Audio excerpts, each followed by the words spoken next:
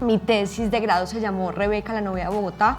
Como pudieron escuchar, yo era estudiante de doble programa con artes visuales, entonces yo presenté mi trabajo de grado pues, en ambas carreras y traté, digamos, de encontrar un punto medio que me permitiera, sí, como pasar por las dos disciplinas y mezclarlas pues, para llegar a un resultado súper bonito. No sé si la ubican, esta es la Rebeca. Hace unos meses ya la destaparon, pero así estaba con las obras de la 26. Estuvo tapada por ahí 2 años. Pasa, por favor. Bien, esta es la Rebeca. Entonces, no sé si la ubican. Está frente al Tequendama, más o menos como donde yo estoy parada vendría la carrera 13, al fondo la carrera 10ª y al lado izquierdo la calle 26. No, vuelve, por favor.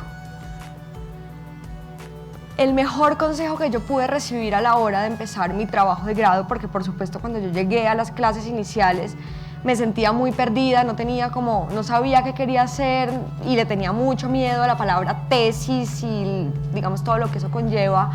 Y el mejor consejo que pude recibir fue de una profesora nuestra que se llama Mariluz Vallejo, que nos dijo: partan de algo que los haya perseguido toda la vida. La Rebeca históricamente había sido adjudicada a un señor que se llamaba Roberto Henao Buriticá. Yo al señor no lo conocí, pero él era primo de mi abuelo. Y en realidad yo me vine a enterar que él había hecho la Rebeca hace, no sé, 6 años. Con esto quiero decir que en mi familia no había una tradición oral con respecto a Roberto Henao ni a la Rebeca, pero sí en la casa de mi abuela había unas pinturas que él había elaborado y de ahí partí. Mi interés inicial fue hacer una investigación sobre él, pero me enfrenté a la poca documentación que había y decidí entonces irme por la Rebeca que empecé a ver, digamos, en las primeras cosas que fui leyendo, que era como súper importante acá en Bogotá y había como mucha gente que le seguía la pista como a su historia, aunque en este momento se encuentra en este estado de deterioro. Pues sí fue una pieza muy importante hace unos años. Entonces empecé desde este punto, pero entonces igualmente me enfrenté a la poca documentación que había sobre ella. En algún momento recibí también un consejo de mi asesora, que era Mariluz Vallejo, que me dijo: bueno, entonces abramos el tema un poco, porque de la Rebeca no había nada y digamos que toda la bibliografía que yo consultaba, toda repetía lo mismo, literalmente repetían lo mismo que se había escrito en el 64. Entonces, por un tiempo intenté abrir la investigación. A la Rebeca entonces la acompañaron otras 2 piezas escultóricas de aquí de Bogotá muy importantes. Una es el Mono de la Pila, no sé si lo conocen, es una pieza, es la primera escultura, digamos, como de la que se tiene documentación, data de la colonia, está en el Museo de Arte Colonial. Y otra pieza que está en la Avenida de las Américas, que se llama Sia, la diosa del agua Bachué. Pero finalmente entendí que el hecho de que hubiera poca documentación no lo podía ver como un obstáculo, sino que al contrario lo debía ver como una oportunidad. Entonces decidimos otra vez sacar estas otras 2 piezas y centrarnos solo en ella. Pasa, porfa. Este es Roberto Henao, quien históricamente se le había adjudicado la elaboración de la Rebeca. Este es él junto a un Bolívar, que en este momento se encuentra en la Plaza de Bolívar de Armenia. Pasa, por favor. Él es un artista que es muy importante para el Quindío. Yo soy de Manizales, pero digamos que mi familia como más lejana sí es del Quindío, y entonces este personaje se volvió como el artista ícono del Quindío. En la Gobernación hay una sala de exposiciones que lleva su nombre y allá lo ven, digamos, con mucho orgullo porque consideran que la Rebeca es una pieza muy importante para Bogotá. De hecho, allá ha habido movimientos para intentar trasladarla porque aquí está en un estado de deterioro muy avanzado y pues definitivamente es algo que no se puede hacer porque ella fue adquirida con dineros públicos y eso, digamos, que representaría un detrimento patrimonial. Entonces ella se tiene que quedar aquí, pero digamos que con esto quiero como demostrar que es un personaje que es muy querido allá, pero que en el resto del país no es conocido. Bueno, esto es otro monumento que también hay en Armenia que se le atribuye a él. Pasa. Bien, entonces lo primero que yo hice fue buscar prensa. Entonces me fui para la biblioteca nacional y me puse a buscar archivos de prensa. Yo ya, digamos, con la bibliografía que había consultado en la biblioteca de la universidad, tenía unos rangos de fechas. La primera fecha que tenía era 19 de julio de 1926 y había en otros documentos una segunda fecha que era 28 de octubre de 1928. Entonces tenía estas dos fechas y fue tan sencillo como ir a la Biblioteca Nacional, pedir prensa de esos 2 días y comprobar que efectivamente fue en el primero, que fue en el 26, cuando se elaboró. Entonces la segunda fecha, ahí ya empecé a encontrar errores en lo que históricamente se había dicho. Y entonces fue avanzando la investigación. Estas apariciones son de la Rebeca en la revista Cromos, una semana después de la inauguración a las mejoras del Parque del Centenario. El Parque del Centenario es un parque que ya no existe, que quedaba donde actualmente queda la calle 26 entre carreras séptima y 13. Era un parque muy bonito, como pueden ver, bueno, aunque la foto... un parque de estilo francés. Obviamente el parque desapareció para que abrieran la calle 26, igualmente desapareció un tramo del Parque de la Independencia que aún existe, pero quiero, digamos, dejar claro que son cosas distintas. Parque de la Independencia y Parque del Centenario son espacios distintos que surgieron en momentos históricos distintos, con estilos distintos. Pasan. Bueno, la foto no es muy buena, pero esta es una aparición de la Rebeca en el Parque del Centenario, en la revista Cromos, una semana después de su emplazamiento. No sé si probablemente reconozcan el objeto que hay detrás de ella. Yo sé que la foto es muy mala, más adelante lo veremos bien. Es el templete del Libertador. Ese templete está actualmente en el Parque de los Periodistas. Cuando desapareció el Parque del Centenario, igual que la Rebeca, ella fue trasladada a 20 metros nada más, pero el templete sí fue trasladado, pues, todo este espacio, y ambos, digamos, que son víctimas de los traslados indiscriminados. Al templete se le han perdido unos 4 bolívares, ha tenido bolívares distintos adentro, se le perdió una puerta, le robaron una placa, la Rebeca está partida, bueno. Entonces, rápidamente, estas son las apariciones que tienen Cromos, que dicen que el parque es muy elegante, que un bonito parque de estilo inglés. Eso también es chistoso porque el parque no era de estilo inglés sino francés. Bien, entonces, como les decía, yo empecé a recopilar ante todo información de prensa y empecé a encontrar una cosa que parecía, digamos, muy curiosa, y era que antes de los 60 ningún documento de prensa que hablara de la Rebeca nombraba autor.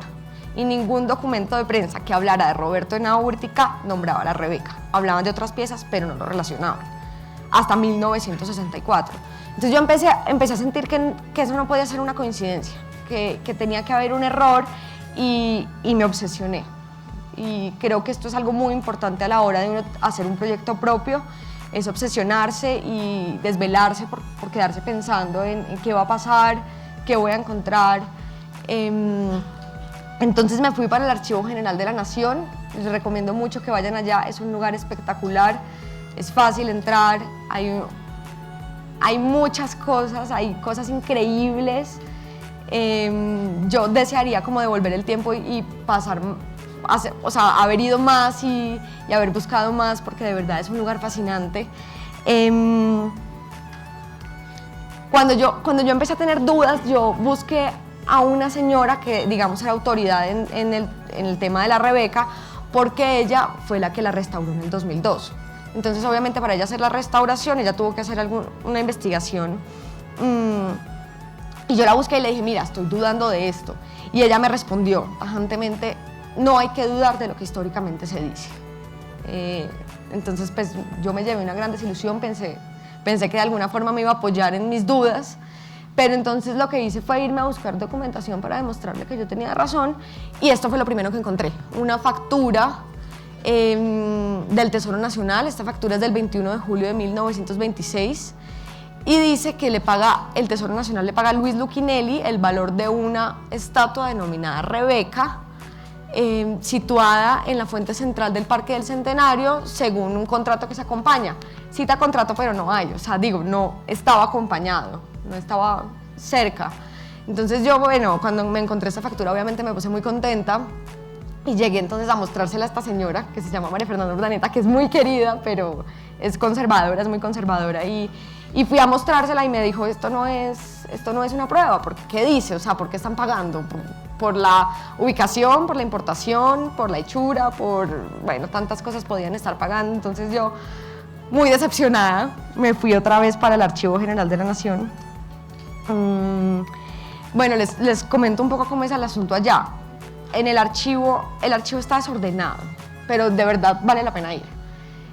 Yo debía buscar, yo sabía que esto pertenecía al fondo del Ministerio de Obras Públicas, porque en la bibliografía que existía se decía que Laureano Gómez, siendo ministro de Obras Públicas, en el 26 había sido quien la había comprado.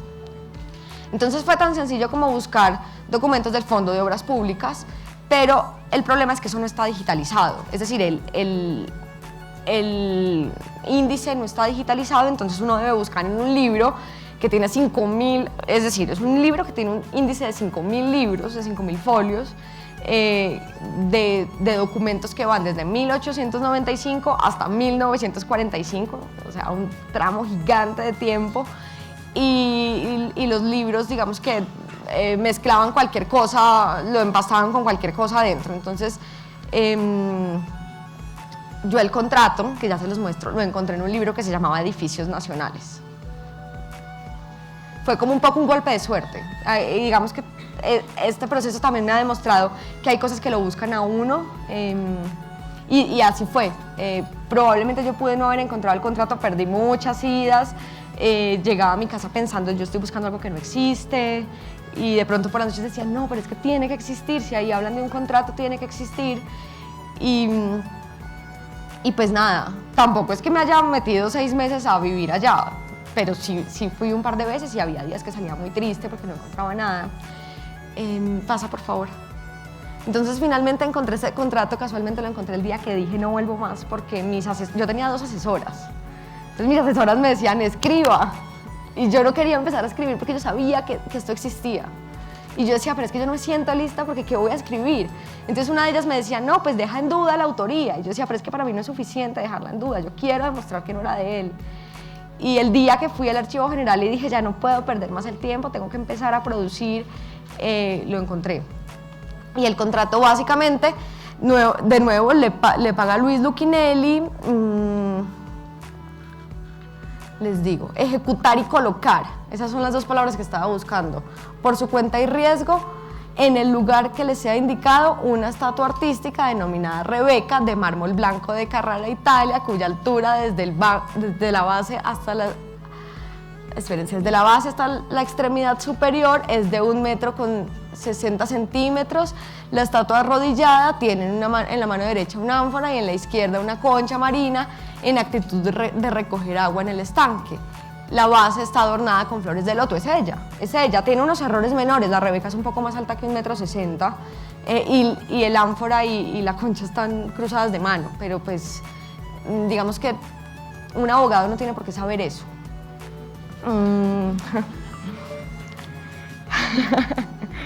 Bien, un segundo.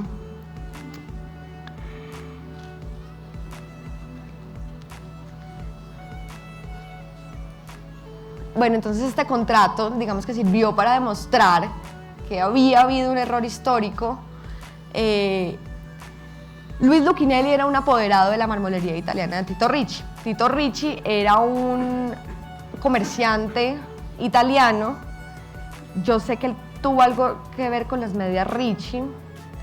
En fin, Tito Ricci era el dueño de una marmolería que era muy importante porque pues importaba mármoles desde Italia, y más o menos toda la ciudad está llena de piezas elaboradas por la marmolería italiana. La razón por la cual pienso yo que a la Rebeca no se le ponía un autor era porque la marmolería italiana hacía tantas cosas que en realidad no era relevante y no tenía como las manos del artista, que eso es como un tema muy, muy complejo en el campo del arte, y es que una pieza de arte no es arte sino la ejecutó un artista. Y aquí resulta que la Rebeca la ejecutó un taller de marmoleros, o sea, la elaboró un artesano.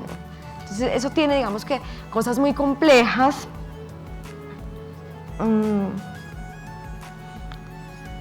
Alrededor. Dale, pasa, por favor. Bueno, este es el contrato, tiene la firma del presidente de ese entonces, o sea, no me podían decir que no. María Fernanda se puso muy triste cuando llegué con esto, pues obviamente le dio como algo de emoción, pero claro, pues ella había presentado una investigación a la hora de hacer la restauración, y obviamente pues es complejo, es como, pues Sí, como el ego de que ella hizo una investigación y digamos que dio mal ciertos datos, pero bueno, finalmente lo tomó muy bien y pues se entusiasmó con este asunto. Bueno, les cuento que el error lo cometió un colega nuestro, como era de esperarse. A mí no se me hace raro, sinceramente. Jaime Sotomayor en 1964 escribió para El Espectador: Roberto Henao, escultor de la Rebeca, murió en total pobreza. Él había muerto 3 días antes. Yo todavía hoy no entiendo de dónde surgió el error. O sea, yo no entiendo de dónde sacó este señor ese dato. Este documento después lo citó una señora, una historiadora que se llamaba Carmen Ortega Ricaurte. Ella hizo un diccionario de artistas en Colombia que, digamos, admirable por el hecho de que es una investigación gigante. O sea, imagínense hacer una lista de todos los artistas colombianos y sus biografías y sus obras. La verdad seguramente fue un trabajo muy grande, pero pues así como ambiciosa, se sabe en el campo del arte que es un documento que está lleno de errores. Y pues aquí estuvo el primero, que ella se confió del texto de Jaime Sotomayor, lo citó y a partir de ahí todo el mundo empezó a citarla a ella. Entonces se volvió una mentira repetida muchas veces y se volvió verdad de pronto. Yo personalmente, digamos, en mi familia fue chistoso. Mi abuela lo admiraba mucho, él era primo de mi abuelo, pero pues yo a mi abuela tampoco lo conocí y mi abuela lo admiraba un montón, tenía cuadros de él en la casa y yo nunca le dije nada. A mí siempre me pareció como un asunto complejo con ella y ella se murió sin saber que yo había encontrado esto. Pero bueno, me dejó este periódico original lo tenía guardado en el closet. Fue una sorpresa muy bonita. Pasa, porfa. Y este es Tito Ricci. La familia de Tito Ricci durante muchos años había tratado de demostrar que la Rebeca era de Ricci, porque ellos sí tuvieron una tradición oral que pasó de generación en generación diciendo es que fue nuestro abuelo el que la hizo. De todas formas, yo no puedo asegurar que fue Tito Ricci el que elaboró la Rebeca. Yo sé que Tito Ricci, la marmolería italiana de Tito Ricci fue contratada para traer la Rebeca y son cosas distintas. De hecho, alguna vez que me reuní con la familia Ricci, me había encontrado varias veces con una de ellas y ella se sentía súper orgullosa de que su abuelo era un artista y de pronto algún día que me reuní con la familia entera hubo otra persona que me dijo no, qué pena, a mí me han dicho que mi abuelo era comerciante, artista no. Entonces entre ellos también hay una cosa ahí como compleja. Pero bueno, o sea, para mí, digamos que a la investigación todavía le falta mucho, todavía hay muchas cosas que no sé y creo que me puedo tomar toda la vida a seguir encontrando cosas. Para mí, ella es hecha de manos de un artesano. En un taller de marmoleros, cualquier artesano que sabía tallar mármol la hizo. Pasa, porfa. Bueno, Tito Ricci era un italiano que llegó acá al país y hacía de todo. O sea, el país está lleno de cosas de la marmolería italiana. Tito Ricci tenían sede en Medellín, en Barranquilla, en Cartagena. Entonces, por eso es que no era importante en ese entonces hablar de un autor de una escultura, porque era una pieza de un taller de marmoleros. Aquí rápidamente les muestro, arriba está el Parque del Centenario, aquí es el Parque de la Independencia. Si se ubican, entonces esta es la carrera séptima. Parque de estilo inglés, desordenado, parque de estilo francés, lleno como de figuras geométricas, naturaleza controlada por el hombre. Pasa. Laureano Gómez. Hay otro asunto complejo en el proyecto y es que, Laureano Gómez desde el Ministerio de Obras Públicas decidió qué obras de arte comprar para adornar el primer parque de la ciudad. Entonces, digamos que yo también elaboré como una reflexión de la participación que tiene el Estado como elector de arte y como elector del gusto popular de la gente alrededor del arte. Y pues Laureano Gómez, bien sabemos que era un conservador, mejor dicho, escribía crítica de arte con un seudónimo, hacía una crítica terriblemente conservadora. De hecho, en los años 30 elaboró una crítica de arte que se llamaba el expresionismo como síntoma de pereza en el arte. Entonces él fue a la fija comprando la Rebeca, o sea, una neoclásica, y en ese entonces ya estaban pasando un montón de cosas con el arte en el mundo Y esto fue como en 1926, ya el arte moderno en Europa ya estaban cansados y aquí seguían comprando piezas neoclásicas. Entonces digamos que sí vale la pena hacer una reflexión alrededor de eso. Yo quiero, entonces ya que veo que el tiempo se me está acabando, quiero como dar unos consejos que a mí, digamos, el proceso de investigación, y me hubiera gustado mucho que alguien me los hubiera dado en ese entonces, pero pues bueno, les comparto. En primer lugar, creo que lo más importante, además de obsesionarse con el proyecto de grado, porque es que es un proyecto de uno, y cuándo más uno va a tener la oportunidad de que, es decir, a uno no le están pagando por investigar, pero pues los papás lo están manteniendo a uno. Entonces, ¿cuándo más uno va a tener la oportunidad de vivir rico y tener tiempo para hacer un proyecto personal? Es que eso es difícil. Entonces, en primer lugar, gozársela al máximo. Yo me la gocé mucho, pero creo que me la pude haber gozado más. Dormí mucho ese semestre, o sea, pude haber dormido menos y pude levantarme más temprano y haberme ido a buscar cosas. Creo que también es muy importante compartir el proyecto, es decir, hablar con la gente. Yo sé que a una de mis asesoras le daba mucho susto que me plagiaran, a mi asesora de artes, y ella me decía, no le cuentes a nadie, no le puedes contar a nadie. Y ahora pienso que si yo no lo hubiera contado a nadie, me hubiera perdido unas cosas súper buenas. Es decir, alguien conoce algo. Yo di por orden de mi otra asesora, de Mariluz Vallejo, di con un personaje que se llama Andrés Ospina. Él tiene una columna para Publimetro y él es un amante de Bogotá. Y este señor me entregó cosas producto de su tiempo y de su investigación sin ningún interés, y fueron cosas que nutrieron mucho mi proyecto. Entonces creo que vale la pena compartir. Por otro lado, también alguien conocía a alguien. Alguna vez en una reunión familiar que había un amigo de mi hermano, yo comenté que estaba buscando a los Richie porque aún no los había encontrado, y él dijo, uy, yo trabajé con una Richie, y así fue que di con ellos. Si yo no hubiera comentado, si yo no hubiera compartido, pues no hubiera llegado a ellos. Creo que también es importante, pues bueno, que no esté Mariluz porque de pronto se pone brava, pero creo que tampoco hay que hacer todo lo que el asesor dice. Es que vean, los asesores están ocupados, o sea, son profesores, tienen trabajo, tienen otros asesorados, y a veces se descontextualizan un poco, y es que el proyecto es de uno. Entonces, sí, el asesor a veces da consejos que son inútiles y que probablemente lo hacen perder a uno tiempo. Entonces, digamos que aquí está en juego el criterio que tenemos como periodistas y como investigadores para decidir, no, yo me quiero ir por aquí, yo no quiero hacer lo que tú me estás pidiendo, porque probablemente me vas a hacer perder el tiempo. No en todo, obviamente con mesura. Y ya para terminar, les quería comentar que yo con mi proyecto de grado me presenté, todavía no, o sea, creo que ni había encontrado el contrato cuando me presenté al Instituto Pensar, que es un instituto como de investigación que hay aquí en la universidad. Y me presenté con mi proyecto, y bueno, en realidad lo que nos han hecho es como un ciclo de formación para jóvenes investigadores que empezó en enero y ya termina ahorita en diciembre. Y en Pensar nos insisten mucho en el hecho de no ser asistontos de investigación, sino ser jóvenes investigadores. Muchas veces también he escuchado, y me parece ofensivo, que nos subestimen solo porque somos jóvenes y porque no tenemos todavía el título de profesionales. Y una señora alguna vez en una charla en Pensar, y la directora se estaba volviendo loca, nos decía, ustedes no están preparados todavía para hacer una investigación propia, ustedes lo mejor que podrían hacer es pegarse de un gran investigador, un profesor por ejemplo, y aprender de ellos. Y no, o sea, uno se puede quedar toda la vida sin nunca proponer nada.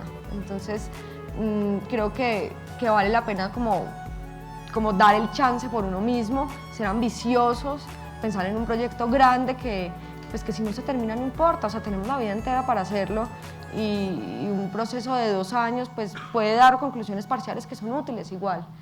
Y pues ya, creo que eso es todo.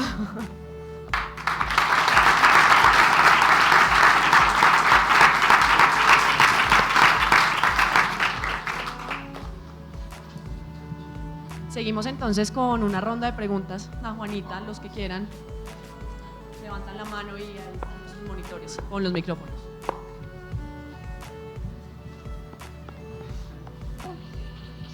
Juanita, yo vi que titulaste la investigación La Rebeca, la novia de Bogotá. me da la sensación que hay algo de imaginario social en torno a la Rebeca. No sé cuál fue la experiencia, por ejemplo, la gente cómo la asume, qué piensa de ese imaginario que construye pues esa imagen en un espacio público. Bien, voy, entonces aprovecho que queda un poquito de tiempo y que me haces esa pregunta, porque si tengo, vuelve a poner la presentación, por favor, ahí donde va. Y bueno, vuelve un segundo. Esta es una foto preciosa de uno de esos imaginarios que se crean alrededor de la Rebeca, y es que los serenateros de Bogotá se fueron un día a hacer una serenata. Entonces hay cosas así que son maravillosas, bonita. Los gamines, que a ella le quitaron el agua porque los gamines se bañaban adentro. Pasa. Vuelve un segundo. Rápidamente, en el Parque del Centenario, es que miren la diferencia, o sea, con lo que es hoy. De cielo a tierra. Bueno, entonces, ya llegando entonces al asunto de los imaginarios, la Rebeca, en primer lugar, ha inspirado muchas intervenciones y muchas creaciones de artistas. Pasa. Estos son unos dibujos de un artista que se llama Juan Manuel Ramírez. Bueno, hay como un performance, algo raro. Sigue. Estatua humana de la Rebeca. Se paraba en el edificio de Avianca, nunca pude dar con ella. Los trabotas y me decían, ay, sí, ella tiene unos senos hermosos, pero nunca pude encontrarla. Espero que haya conseguido trabajo o algo así. Sigue. Intervención, sigue. Esta es hermosa. Una tatuadora la tatuó. Yo no sé cómo hizo, pero ella no tiene rastros de esos tatuajes. Tal vez eran como unos stickers.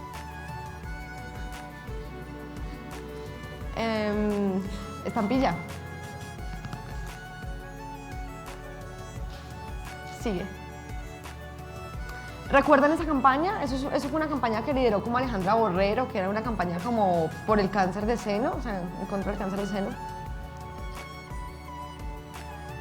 Otra cosa increíble, la Rebeca inspiró otras Rebecas.